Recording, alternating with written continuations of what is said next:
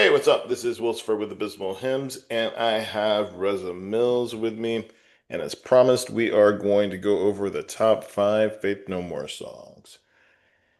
And Faith No More is one of those bands that you don't realize Hmm? how important they are, until you like go back and listen to them as the years have passed, and you can see that, not just new metal, but they influenced a lot of hardcore, a lot of, I mean, pretty much anything with loud guitars that came after 1995, I would say.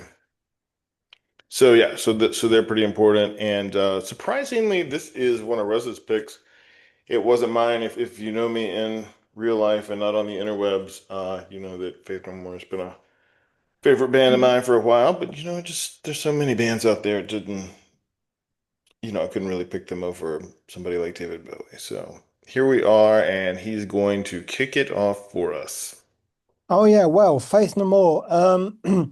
It was really weird going through the 80s. Obviously, I don't maybe remember it as much as you could self because I'm a little bit younger. But I do remember some really, really terrible bands, the big hair stuff. And I thought to myself, is that what metal is? It's just silly people with leather jackets and mullets. And then I heard Faith No More and I thought, yeah, you know what? It can have a bit more intelligence and a bit more integrity and a bit more variety. And yeah, definitely a huge influence on new metal, Corn, Limp Bizkit, bloody blah, for better or worse. And really kick-started that genre in an indirect way, or probably much to Mike Patton's chagrin, probably. But yeah, in any case, yeah, very difficult list to compose this one. Too many good tunes. Right, right, right. Well, give me your first. I'll give you a first. So I've gone again once again because I'm really anal like that. I've gone in a chronological manner. So I started off with the Chuck years and We Care a Lot from 1985. Their debut album kind of gets overlooked a little bit because the production's not brilliant, so it sort of slips under the radar somewhat. But I really like it because it's certainly more post-punk than what they would do later on. I mean, I know that they were heavily influenced by Killing Joke, so yeah, obviously it's just going to be up my street. But there were germs of an idea of what they would do later on with Patton too. So speaking of which, my first choice is As the Worm Turns from that album. Yeah, there's a couple of tracks on here that they wouldn't, go on to explore in that direction. But with this one, it certainly is. It's very sort of like, it's very funky. There's loads of keyboards. There's, again, Jim Martin is on top form. There's really heavy, sort of Sabbathy riffs and really gave you a snapshot as to what they would really do. God, I suppose 4 years later. So, and Chuck, of course, being Chuck, is very nasally, weird, Captain Beefheart-esque delivery. So, yeah, cracking tune, definitely an album and a track that people should check out if they get the chance. For sure. And I'm glad that you brought that up. I mean, that we've talked about how that's probably one of my favorite Chuck era songs. I also really like the version with Mike Patton on it, which they re-recorded. I want to say it was during the Angel Dust sessions. Ah, okay. Cool. I'm sure they did this. Did they do it on that live album at Brixton? I can't Yeah, remember. and I've seen them play. Typically, if they were going to play Hmm. those songs live, they played As the Worm Turns, or I mean, they always like We Care a Lot was like a staple Yeah, typically. I of don't think course. I've seen them where they didn't play that. I mean, I could have chosen that, but it would have felt a little bit obvious because, who Right, does right, like right. that? Oh, yeah. Anyway, yeah. So it's my first choice. Well, that's a good one. I mean, yeah, you think about when you were talking about the production. I mean, Matt Wallace produced the Mike Patton years, so that was a definite, more commercial choice, I suppose, Oh, if you're yeah. gonna if you're gonna push it that way. And I mean, that's kind of what broke him through. And I'm glad that you brought up Chuck, even though I like those albums. I was thinking about it earlier. Like, because there's not a Chuck song on mine. But the reason for that being is kind of like if we were doing a top five Iron Maiden, you couldn't expect me to have Paul Di'Anno on it. No. Just Why? because, like, I'm so, the Bruce stuff is just, I know. yeah, no. Or Blaze. And I kind of see that as a fair comparison. Like, Sure. Chuck is to Mike Patton as Paul Di'Anno is to Mike Patton, you know. So, Well, he was a part of the history, but yeah, I don't feel like they could have gone really any further, even if he had behaved himself and not indulged in various substances and his erratic behavior. I still feel like where could they have gone with him? I mean, you know what I mean? They would have stayed kind of semi underground, like a right, just right.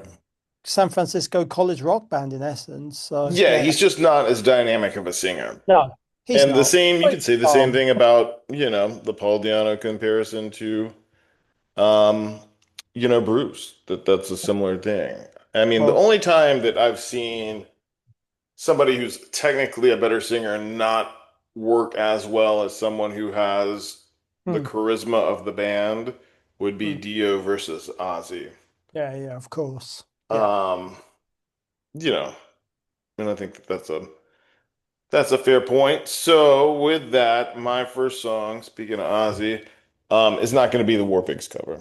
Instead, it's going to be almost kind of borders mullet metal, which is probably why I always latched onto this song the first time I heard them. It's what connected me to Hmm, them more than Epic. Epic, I was kind of on the fence on, but this song sold me.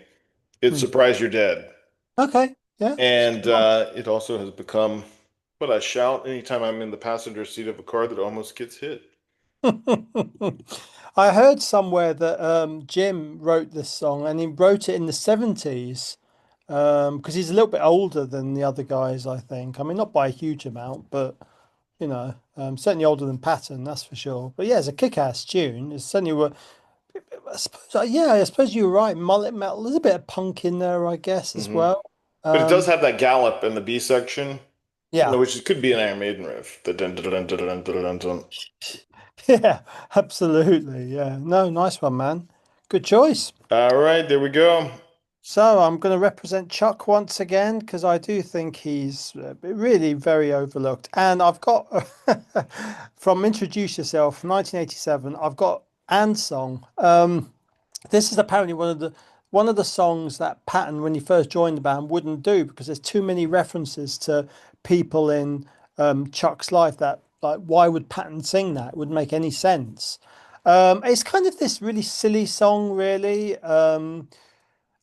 It's got this kind of what was that call response Right, sort of motif like and what about da, da, da, da.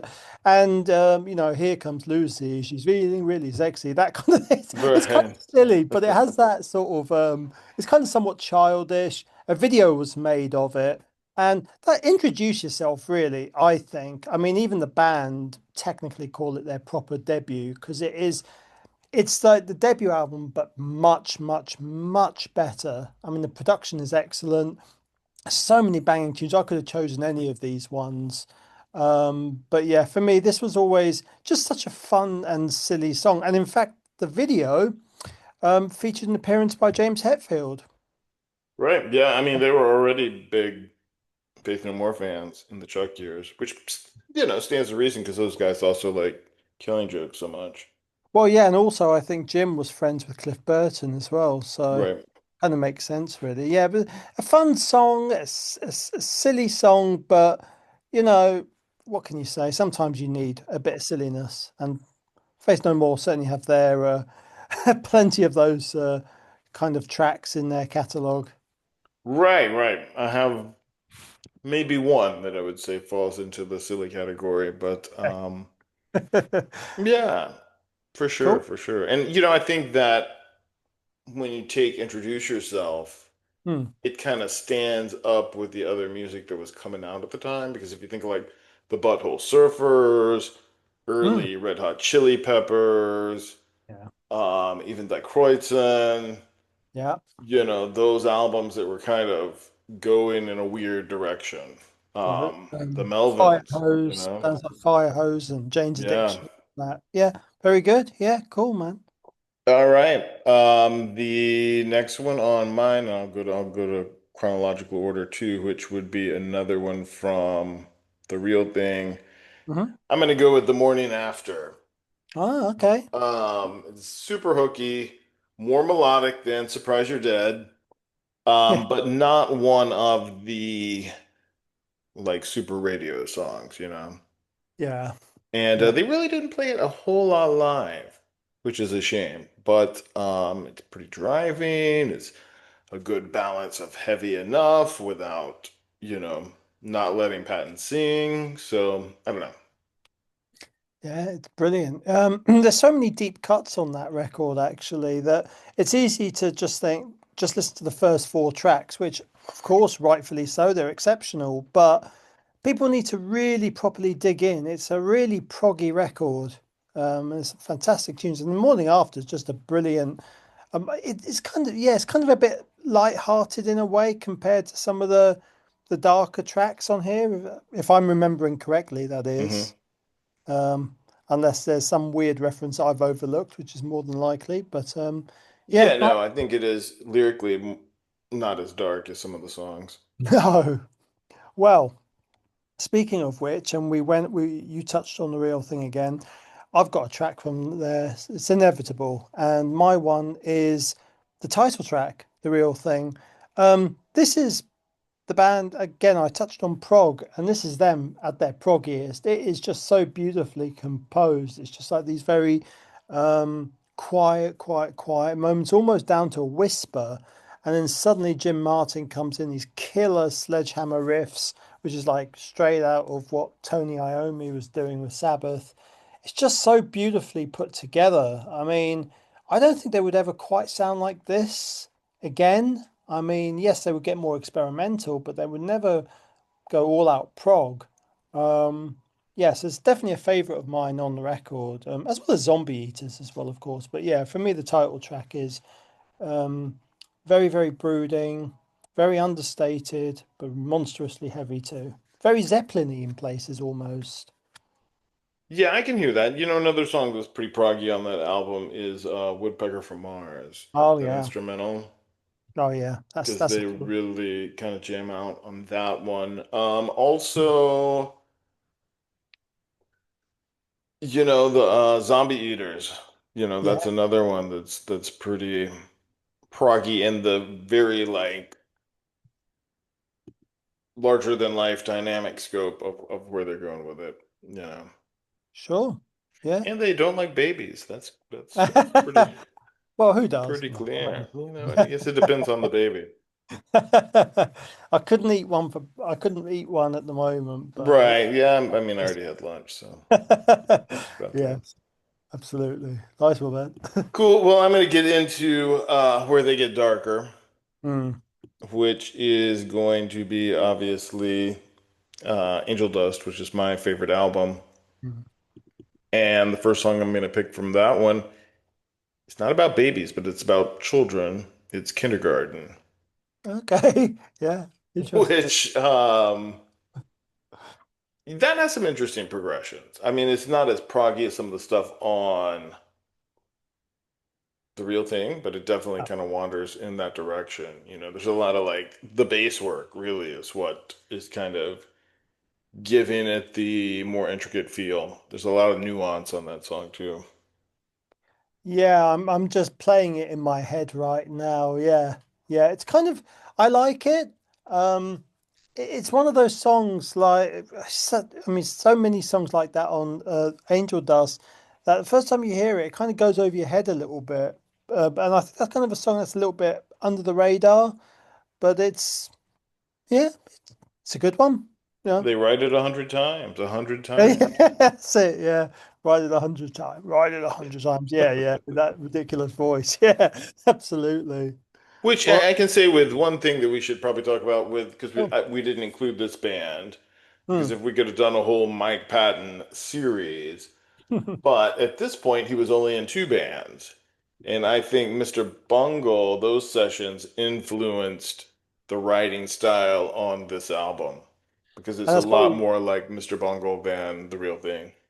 oh yeah, absolutely. They did a, what's the expression? Is it 360, 180? I don't know, one of those. With It's this about a record, 180. 180. It wasn't all Uh, the way around. yeah, they definitely did a 180 on this record. So I can understand some people who are hugely into the real thing. Listen to this album going, what on earth is this? I Especially the think that later ones. those people would have been the marginal fans that were like more into the Red Hot Chili Peppers, but Yeah. they liked Underwater Love and Epic and Mm. somebody put me together. Um, War and so Pieces, yeah. yeah, they probably also listened to a lot of Fishbone and 24/7 Spies. So Yeah.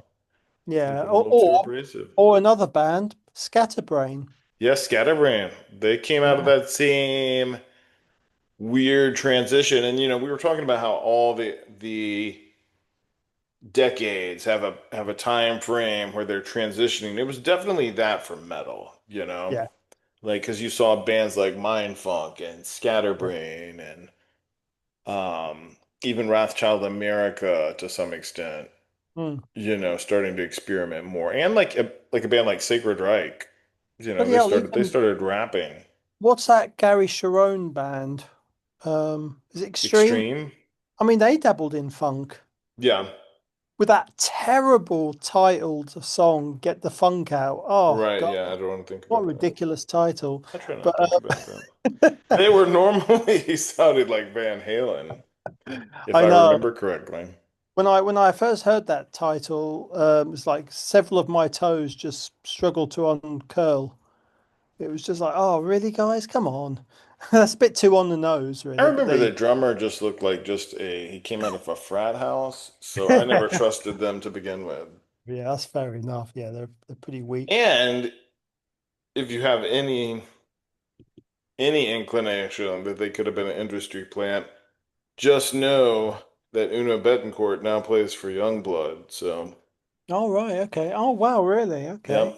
He's a talented dude. I have to give him that. Yeah, But I love Van Halen. good what he does. But in any case, all right. So I've gone also for an Angel Dust track, inevitably. I've gone, again, I like you. It's probably one of my favorites, right up there. And I was kind of umming and ahhing, what am I going to go for? Midlife Crisis, Caffeine, or something? But you know what? The first track I went for was actually the first track on the album, and that's Land of Sunshine. And mostly I think it's because of that ridiculous nod to Scientology that they do. There's Here's how to emotional music. order. Yeah, there's emotional music have quite an effect on you. Yes. It's just so And silly, but sing and rejoice. yeah, I love that sort of that snap sort of sound. It's got a bounciness to it as well, Hmm. and it's like the perfect opener for this album. Um, and so, yeah, absolutely. And apparently, I'm just reading some of the notes.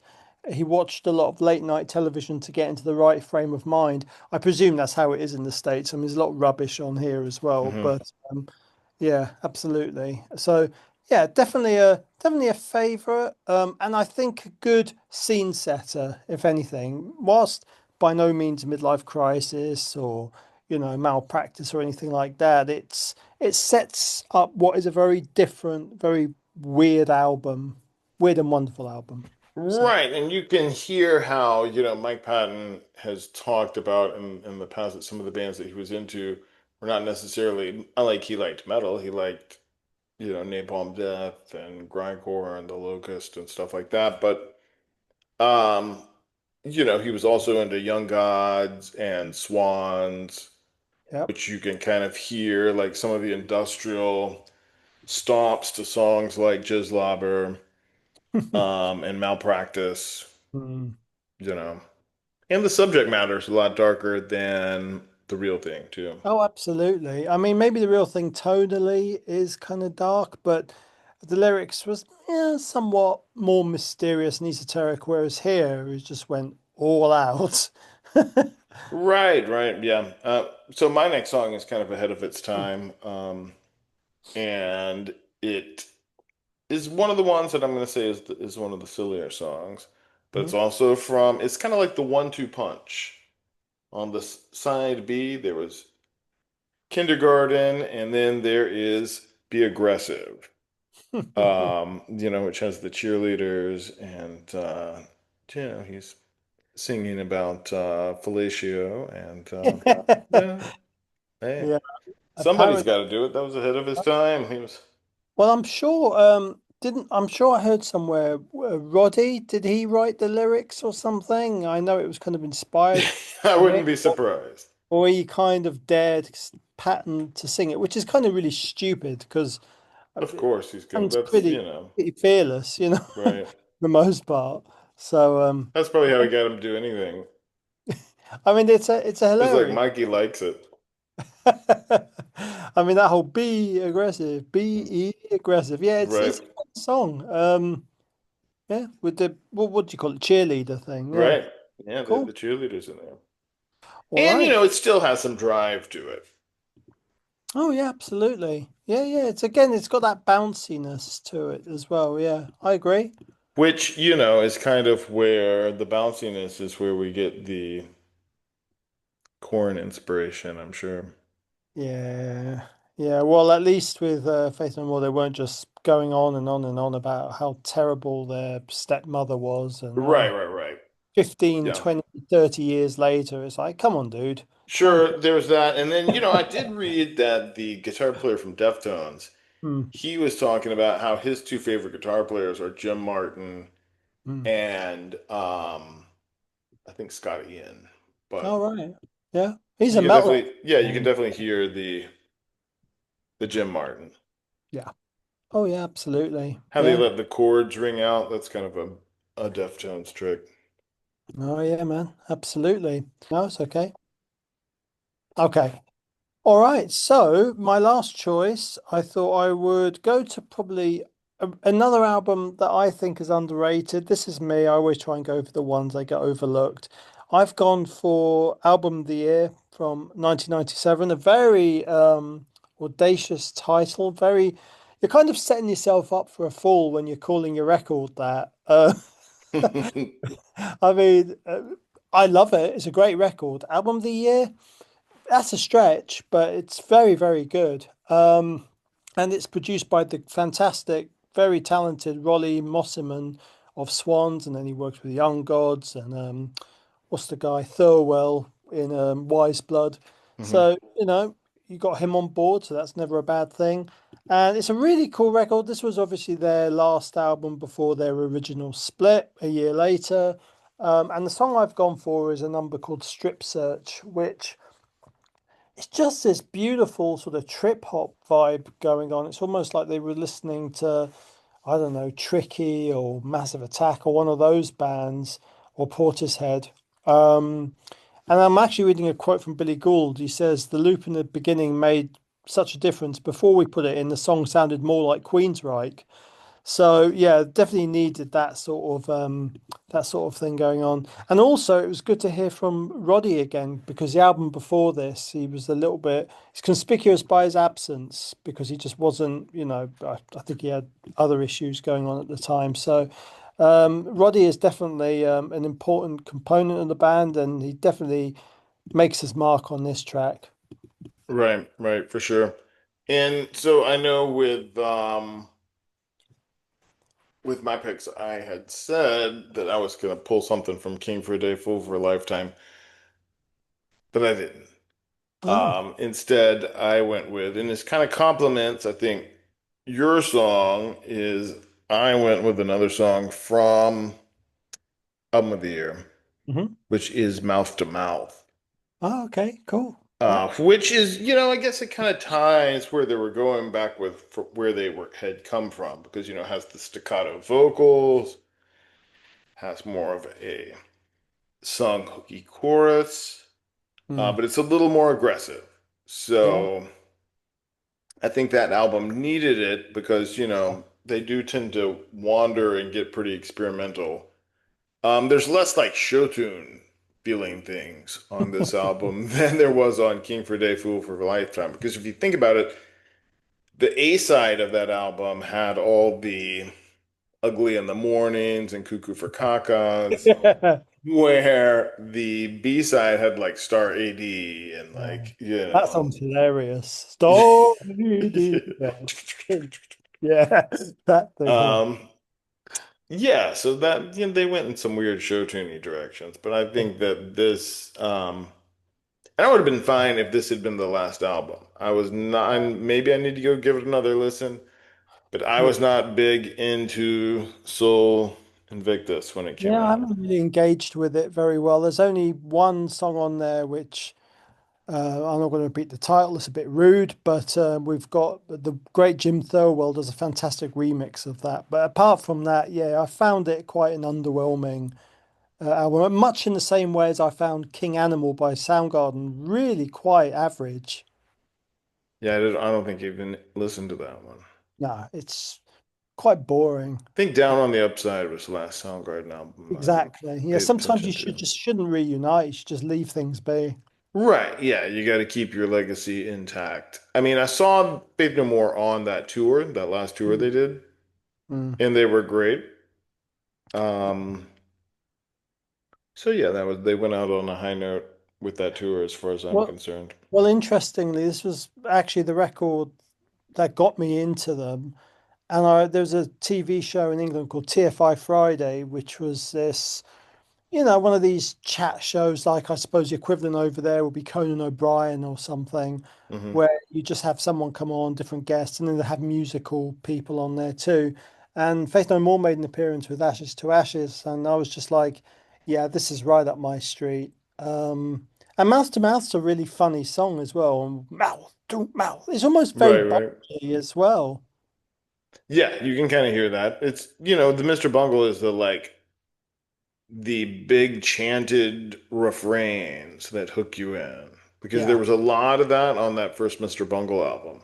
Oh yes. Which I Circus. think is superior to any of the other Mr. Bungle albums. You mean you don't think that Disco Violante is going to trouble the charts again anytime Yeah, soon? no, I mean, I think they got closer to songwriting with California, but Yeah, I love that record. Yeah, it's yeah, brilliant. I Yeah. like the song about the shark attack. It's a ridiculous album, but it's Yeah. so well constructed. It's pop music done well. So I saw Mr. Bungle in a club on that tour, Yeah. and Dillinger Escape Plan opened up. Oh wow. But it was with their first singer. Oh yeah, Dimitri. Yeah. Yeah, so it was pretty chaotic. But you can hear how Mr. Bungle and Faith No More influenced, Dillinger Escape Plan, Oh for yes. sure.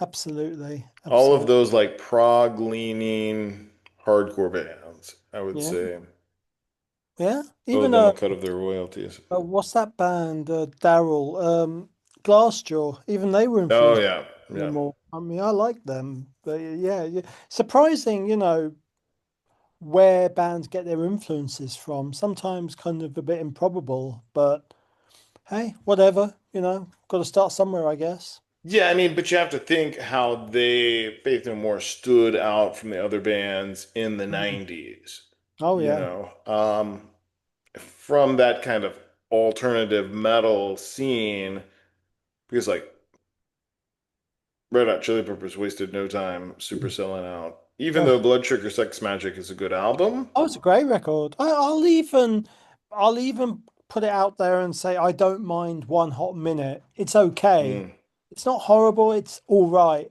After that, though, forget it. I'm absolutely done with that band. I never yeah, want a yeah. single note of bloody.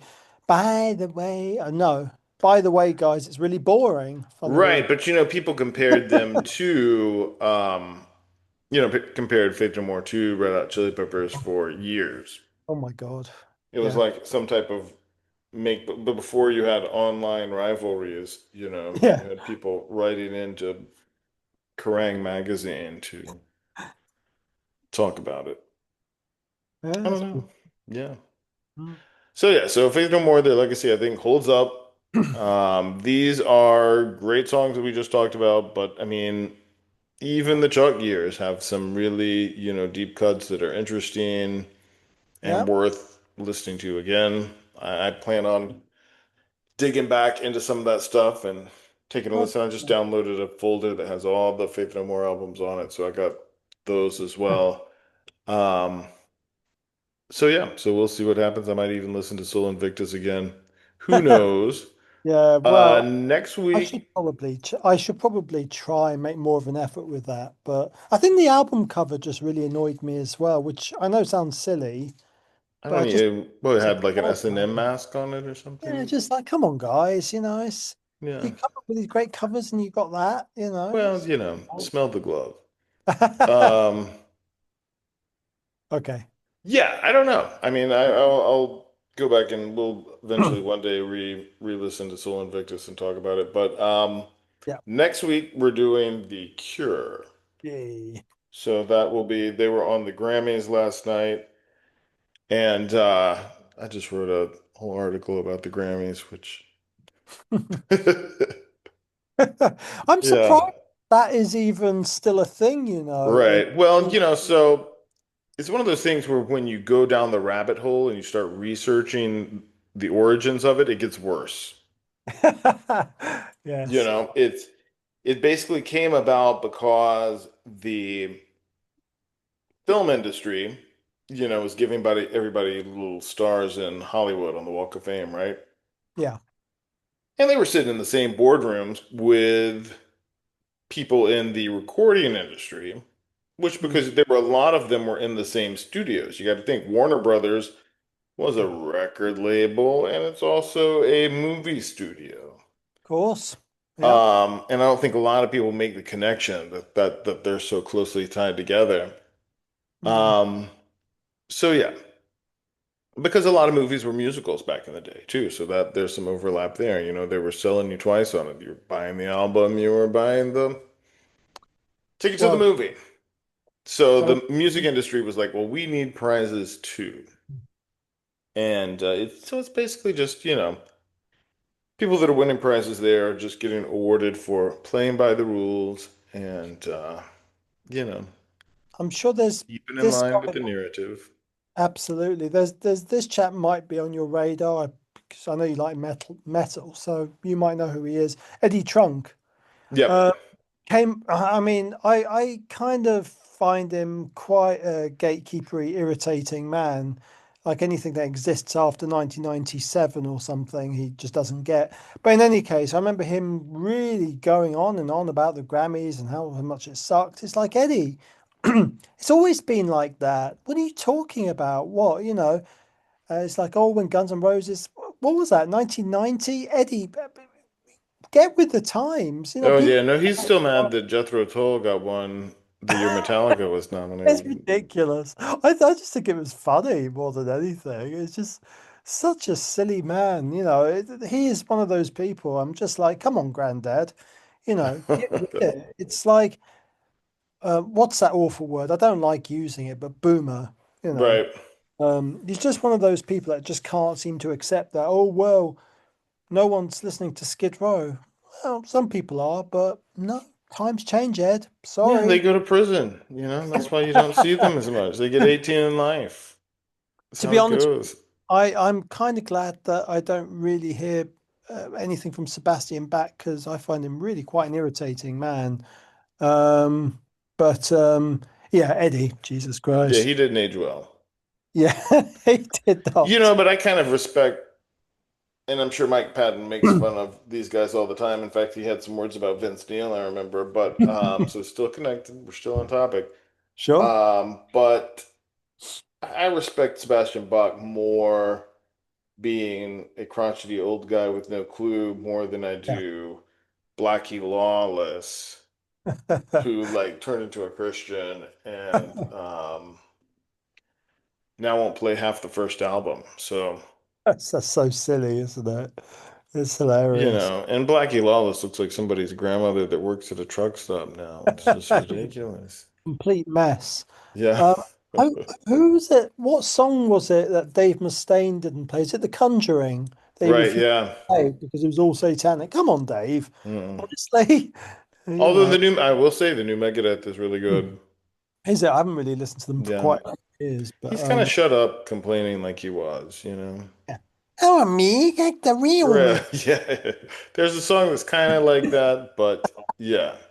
I I can't mean, get over that song. It's just so daft. but it's and this is one thing I can respect about Mike Patton. I can't name you one political opinion that Mike Patton has. Oh, And exactly. Who Dave cares? Mustaine, I could pick out a few. I don't Yeah, care about any of them. no, I don't care. Um, yeah. I Well, thought he they, was going to be the first in line if there was a new way, but he keeps showing up to the same old line and waiting in yeah, it. I can't say I really care for Dave much. Yeah, yeah, just I whatever. mean, I respect him. I love So Far So Good, So Oh What. yeah, That was a yeah, great album. yeah. I even like the first record, um, "Killing Is My Business." Mm, I like all those early records. I think they're right. fantastic. You I know, like Peace Sells, but that's a classic. right. Absolutely. Less said about Risk, the better. But anyway, Yeah, that's how it goes, how it goes. cool. So All the right, kids. So the next week, and I guess we got sidetracked on the Grammys because I was thinking about The Cure. They won Best Alternative Album and Best Alternative Song. Because it's one of those things where they're like, well, we can't go wrong by awarding The Cure because everybody respects them. of course. Um, yeah, Yeah, and yeah. we'll see. I mean, did you actually see? Was Robert Smith at the actual event? I take it. No, I didn't watch it. I Oh, didn't watch right. it. The only Okay. thing I watched was Spirit Box play